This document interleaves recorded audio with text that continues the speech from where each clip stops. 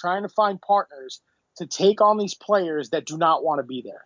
Because when was the last time you looked at the Spurs and said, wow, there's a bad culture down there. Players aren't going to want to go. And I think Kawhi Leonard's a bit of the outlier because a player that good getting away via trade. Something was just off with Kawhi more so than it was with the organization, I believe, because Pop and Buford have been there for 2 decades now. You know, they're simpatico as a coach and GM could possibly be. So I don't think the organization's the problem. I think it's these players, a select few of them, that just can't handle the losing. And instead of having the fortitude to say, okay, we're a month and change into the regular season, let's turn this around, let's band together, they're doing the exact opposite. So like I said, DeMar DeRozan's days in San Antonio are likely numbered. I can't say the same for Murray because he's a bit younger. The problem is the majority of this league, Ben, are hard cap teams. Where are they going to go? What contender is going to gut their system to take on a player like DeMar DeRozan who, yeah, he could score in bunches, but what else does he give you on the court besides whining? Not much. Well, I could think of 2 teams right off the bat that would almost certainly take on DeMar DeRozan. One is the Miami Heat, who I think would be happy to take him into their system. They're very talent hungry, and the other one that I would almost bet my life would take him would be the Detroit Pistons, who are constantly on the lookout for talent. I think the Heat would actually be a fascinating fit for DeRozan because if DeRozan thought that the Raptors were yelling at him to shoot threes, I'm going to tell you what's going to happen if he goes to Miami. They're going to say, DeRozan, you better get your ass on a treadmill, get in shape, and you better start shooting some threes because they're not going to put up with that down there. He's not going to be launching mid-range shots in Miami. I will tell you that right now.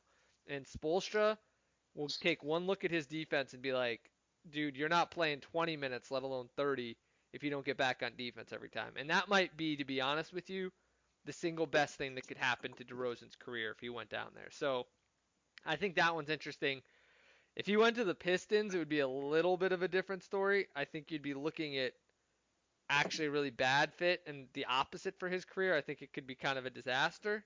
But they're so talent starved right now in Detroit. I mean, they're just playing guys off the scrap heap. So I think those are both really interesting fits. I would love to see him in Miami because DeRozan is really a great, just a great guy, a great person. I mean, all around the league, you hear good things. He kind of got stabbed in the back in Toronto. I mean, obviously the move that they made sense, but he's a phenomenal player. He just has been really hesitant to give up on the mid-range game. He's got a lot of game if he could just kind of improve his shot selection. So I would love to see that move. And Deontay Murray, Jason, could find a home on probably 29 other teams in the league if they decide to trade him. I don't know if there's a team out there who wouldn't take on Murray. He's one of already an elite defensive point guard, elite rebounder for his position. I mean, he's got a really high ceiling. So I think both of those guys could find a market if they decide to move him.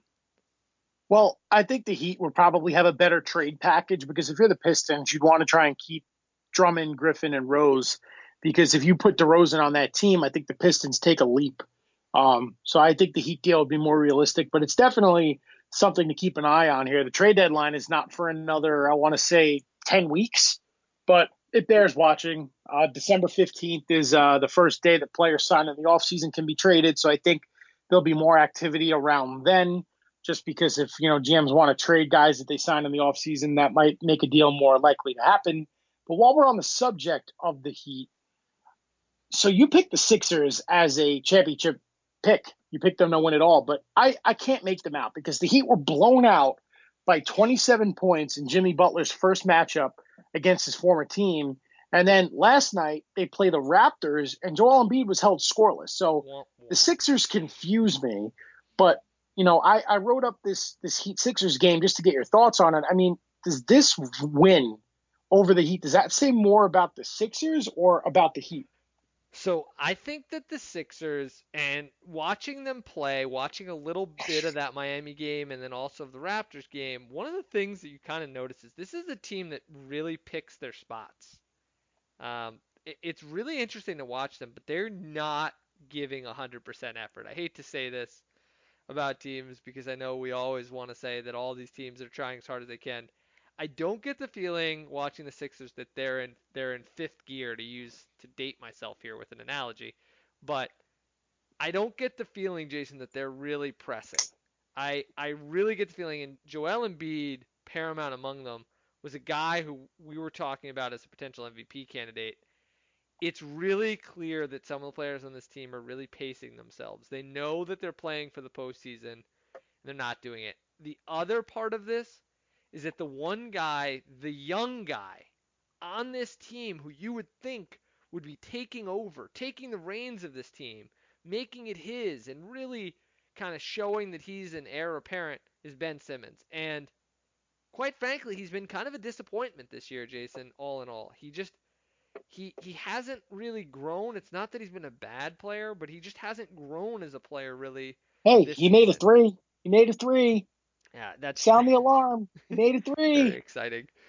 It's just he's the key to me, is that he's still a great passer, but he doesn't impact the game in enough ways, and he's still.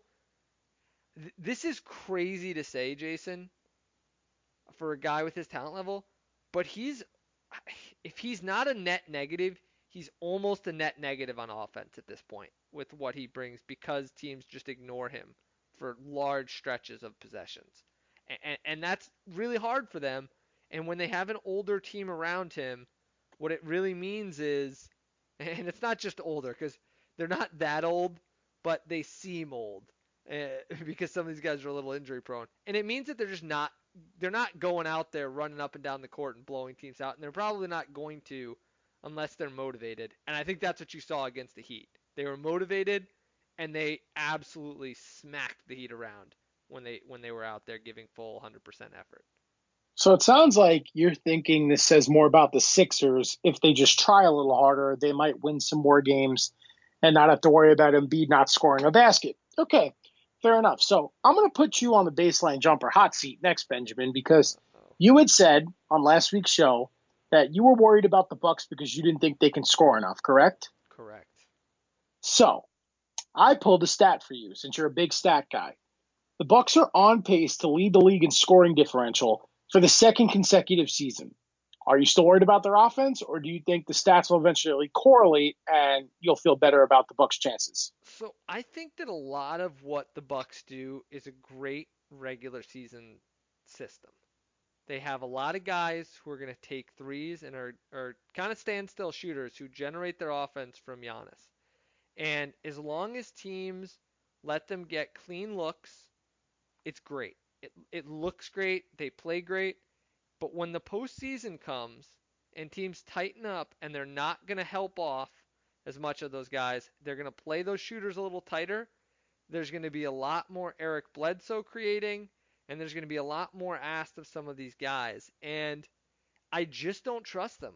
They lost their best creator outside of Antetokounmpo in Brogdon, who's thriving in Indiana.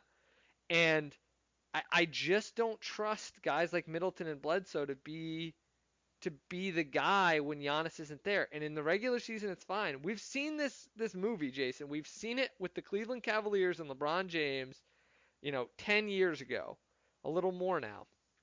We saw this movie. We saw exactly how it played out. Mike Brown was coaching the Cleveland Cavaliers. They didn't have an offense like this, but they just let LeBron go, and he looked like, the greatest player since Michael Jordan. Maybe he still does. And now we're seeing it with Giannis. But when the playoffs came, teams knew how to make it a little harder for him, and it kind of bogged down the offense. And I think we're going to see the same thing with the Bucks. And I'm still worried because very similar to those Cavaliers teams, I just don't think they have a second guy who's really worthy of where Giannis is. And Hey, it they're does getting worry me. Middleton back. They're getting Middleton back from injury as early as tomorrow. I think that's going to help. It certainly will, but he's just not good enough. I'm sorry, but he's not good enough for this to be a championship team. They're not a championship team if Chris Middleton is their second best player. Well, they had And better be because if not, the next domino to fall in NBA player movement will end up being Giannis. I mean, he's on record. He's reluctant to sign that supermax, which would make him arguably the highest paid player in NBA history on a single contract, and he may not take that deal. So you're the Bucks, I think they really need to get it together. Now, I'm encouraged by this stat, unlike you. I think scoring differential is one of the more studied stats in the NBA, and that really separates the good teams from the bad teams. So I want to give the Bucks a big enough sample size. Maybe by next week's show, if Middleton's back and playing a full complement of minutes, I think we'll have a better gauge on where this team is headed on both ends of the floor. Do you agree? Will you at least give me that? Or are I'll you give that to you. anti-Bucks even with Middleton? Okay, fair enough. Yeah, I'll give it to you. I'm just really interested to see where this team ends up because Jason, I mean, to me, I think this team's ceiling is going to be similar to that 2006-2007 Cavaliers team, but we forget that that team had a pretty weak Eastern Conference around them. And I mean, I think that Middleton is better than any of the guys on that Cavaliers team where probably Ilgauskas was the second best player, but I'm worried. I just don't think that they're gonna be able to do this with Giannis carrying this much of a load. So that to me is the concern. But at any rate, let's talk about some positives. We've hit enough of the negatives. Um, let's look at a team that's kind of coming back to life, which are the New Orleans Pelicans, who really struggled. They get to look forward to the fact that they should get their rookie Zion Williamson back soon enough. They're starting to kind of look like the team that some of us thought they would be. What do you make of this team? I know that you felt good about the Pelicans going in. Well, looking at the show notes, I think that for the first few nuggets of us talking here tonight, you think that I'm out to get you and throw you under the bus. I promise you, this is the last thing I'm going to get on you about because when we get to the Ben's Bulls Bliss slash Blues segment, we're going to have a lot of nice things to say about your boy Zach LaVine. But in the meantime, yeah, the Pelicans are looking encouraging. I picked them to make the playoffs. They're right there in the thick of the West. Almost a quarter of the way into the season. Zion should be back within the next, hopefully, 4 weeks, to give it a safe bet there. But a rookie that you were down on, Jackson Hayes, who's been forced into the starting lineup because Derek Favors has been banged up all season. It seems like the Jazz knew what they were doing getting rid of Favors here, as he's, 10 years into his career? Yeah, around 10 seasons. And, his knees aren't holding up. So Jackson Hayes is averaging 9 points, almost 6 boards, and 1.5 blocks a game as a starter. I mean, has your opinion changed on Jackson Hayes? No, not really. I mean, I still look at Killing me. him as a Sticking to guy. your guns. You're killing me. You're I killing me. You're I killing me. I'm sticking to my guns. I mean, I don't like big men who just have a limited profile offensively, and I see that with Jackson Hayes. I don't think that he's a guy who's gonna ever really extend his range. When you have a guy You like say the Zion same thing about Williamson, Jared Allen. You say the same thing about Jared Allen. I And you love Jared Allen. I love Jared Allen, Same thing. and you know what? The thing with Jared Allen is Jared Allen he does have a ceiling. He has a defined ceiling, but the difference between Jared Allen and Jackson Hayes is that the Nets don't have Zion Williamson. The Nets do not have someone who is going to be best suited as the lone big man on the floor, a guy who's just never going to be an elite shooter in all likelihood. I'm not going to say absolutely never, but Zion Williamson is just not going to. His best skill is never going to be shooting. Let's put it that way. That's never going to be his number one skill. I feel pretty confident saying that. And when you look at that, that means you need to build complementary pieces. And as good as Jackson Hayes may be, if you play those two at the same time, you're going to have trouble having an above average offense. And that's just the way that the modern league looks. Guys are going to ignore him, and they're either going to if he stays in the paint, they're going to just help off him, and it's going to make it much easier for other teams to rotate defensively. Or if he's outside of the paint, they're going to completely ignore him and dare him to shoot the worst shot in his repertoire, which will be mid range jumpers and threes. And then on the flip side, when he posts up, he's going to have a second defender in his lap because whoever's guarding Zion is going to be able to help. So it's going to those two skill set don't overlap. They overlap too much. They don't mesh overly well. And So so here's that's what my I think. concern. Yeah, go ahead. Here's what I think, though, because Derek Favors was not traded for to be there long term. Mm-hmm. He was traded for to be that veteran mentor to Zion Williamson. So I think if you're David Griffin, the long-term plan for this team is to have Zion as your starter, obviously, and Jackson Hayes is your big man off the bench. I think that's the long-term play here for the Pelicans. So all I'm saying since I still think the Pelicans will make the playoffs, especially with the Warriors falling off, the Spurs falling off, Portland not looking